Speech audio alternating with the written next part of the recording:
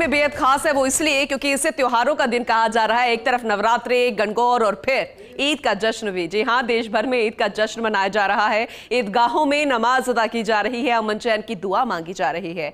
लोग एक दूसरे को मुबारकबाद दे रहे हैं। पीएम मोदी ने भी ईद की मुबारकबाद दी है। जो तस्वीरें हम आपको दिखा रहे हैं, कमोबेश ऐसी तस्वीरें पूरे देश भर से नजर आ रही है, जहां हर कोई ईद की मुबारक देता नजर आ रहा है, नमाज अदा कर रहा है और ईद के जश्न में डूबे हुए लोग नजर आ रहे हैं।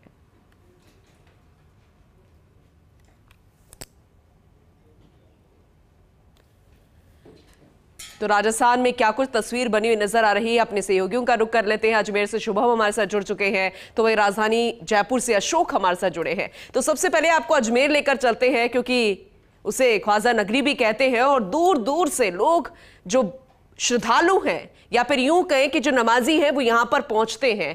तो शुभम, जरा तस्वीर भी बताइएगा, जानकारी भी दीजिएगा और आज के दिन के बारे में बताइएगा कि किस तरीके से ईद की मुबारकबाद एक दूसरे को देते हुए नजर आ रहे हैं लोग। समाज है उनके लिए एक बड़ा पर्व है ईद। रमजान का जो 5 महीना था उसकी समाप्ति के बाद ईद जो है वो खुशी का दिन होता है और ईद जो है वो यहाँ पर मनाई जा रही है। ईद उल फितर के नाम से इस पर्व को जाना जाता है। आप देख सकते हैं मैं खड़ा हूँ केसरगंज ईदगाह पर, जहाँ पर हजारों की संख्या में और एक साथ खुदा के सजदे के लिए जो सर है वो नमाज जो है वो शुरू हो चुकी है। और पहले कुछ देर पहले ख्वाजा गरीब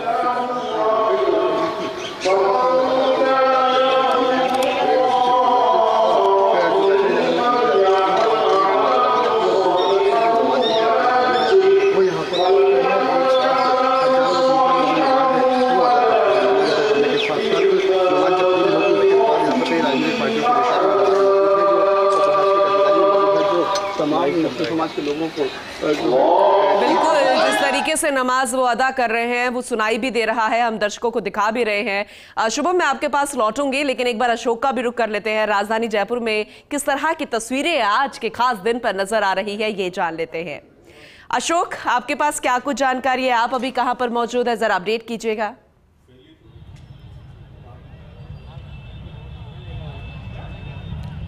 जी पूनम, मैं आपको बता दूं, मैं ईदगाह में आया हूं। यहाँ पे ईद की नमाज अदा कर ली गई है। थोड़ी देर पहले यहाँ पे ईद की नमाज अदा की गई थी। अब कुछ लोग मेरे साथ हैं जिन्होंने ईद की अदा नमाज करी, उससे बात करने की कोशिश करेंगे किस तरह से उन्होंने ईद की अदा करी। आपने जो आज ईद कैसे मनाई, क्या आपका कर रहे थे? माशाल्लाह सारा इंतज़ाम बहुत बढ़िया था। यहाँ पर जो भी परमिट मिली, राजस्थान सरकार, जयपुर की जो सरकार है उन्होंने परमिट दी हमें पर यहाँ पर नमाज़ पढ़ने की और बाकायदा शांति से नमाज अदा हुई गई। यहाँ पर कोई दिक्कत वाली बात नहीं है। राजस्थान की जितनी भी जनता है, राजस्थान हमेशा प्यार मोहब्बत से रहा है और प्यार मोहब्बत का संदेश हर कोने कोने तक पहुँचाया राजस्थान वालों ने। और आगे भी इंशाअल्लाह अल्लाह ने चाहा तो हम प्यार मोहब्बत से रहेंगे और इसी तरीके से हर त्यौहार मनेंगे जयपुर के अंदर और राजस्थान। किस तरह तैयारी रहती है ईद की, कैसे क्या रहता है ईद की? भाईजान माशाल्लाह, अल्लाह सबको नेकी अदा फरमाए। हमारे जो रमज़ान होते हैं ये बहुत महत्वपूर्ण होते हैं और पूरे 1 महीने रमज़ान रखने के बाद जो ईद की खुशी महसूस होती है ये हम जानते हैं, हमारा अल्लाह जानता है। और हम यही दुआ करते हैं अल्लाह से कि हमारे हिंदुस्तान और हमारे राजस्थान जयपुर में जो सुकून अमन चैन है वो बरकरार बना रहे।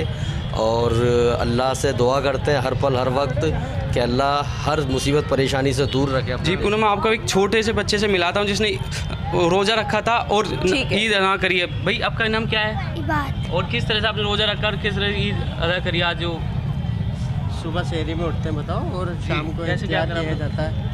बोलो बोलो, डरो नहीं, बिंदास बोलो। अच्छा बोल नहीं पा रहा, मैं कुछ और लोगों से बात करने की कोशिश करूँ। बिल्कुल बिल्कुल अशोक, बच्चा बोल नहीं पा रहा लेकिन उसकी भावनाएं हम समझ पा रहे हैं। आपका मैं रुख एक बार फिर से करूंगी, आप बने रहिएगा। जितने भी नमाजी हैं उनको जोड़कर रखिएगा क्योंकि उनसे बातचीत करनी बेहद जरूरी है। शुभम भी हमारे साथ अजमेर से लगातार बने हुए हैं।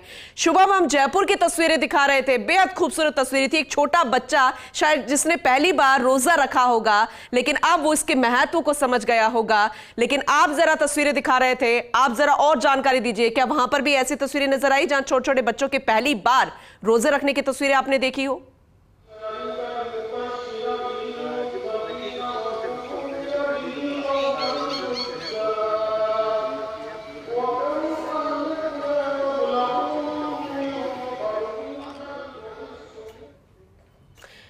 तो नमाज अदा की जा रही है, पाक महीना और फिर ईद की नमाज अदा, और ऐसे में शायद आवाज उन तक नहीं पहुंची लेकिन हम वहां की तस्वीरें और वहां की जो गूंज है नमाज की वो आपको सुना रहे हैं। और इस नमाज जो अदा की जा रही है नमाजियों द्वारा, उसमें छोटे छोटे बच्चे भी शामिल हैं, जिसका जिक्र हम यहां पर कर रहे थे। अशोक भी लगातार हमारे साथ बने हुए हैं। अशोक, मैं आपके पास लौटूंगी, आप जरा तस्वीरें दिखाइएगा। आप बातचीत कर रहे थे नमाजियों से, उसे कंटिन्यू कीजिएगा।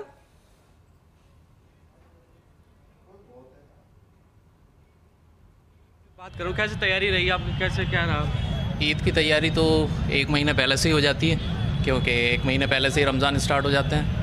तो जैसा कि हम जानते हैं कि ये सब्र का और बहुत ही पेशेंस का फेस्टिवल है, तो हम लोग एक महीने पहले से इसकी तैयारी स्टार्ट कर देते हैं। और आज जो है एक दूसरे को खीर खिला के और खुशियाँ बांट के खुश हो गए इंशाल्लाह। जी, सुबह कितने बजे उठे, कैसे क्या तैयारी रही आपकी? सबसे पहले तो अल्लाह का शुक्र है कि हमने ईद की नमाज़ अदा करी यहाँ पर सुकून और चैन से।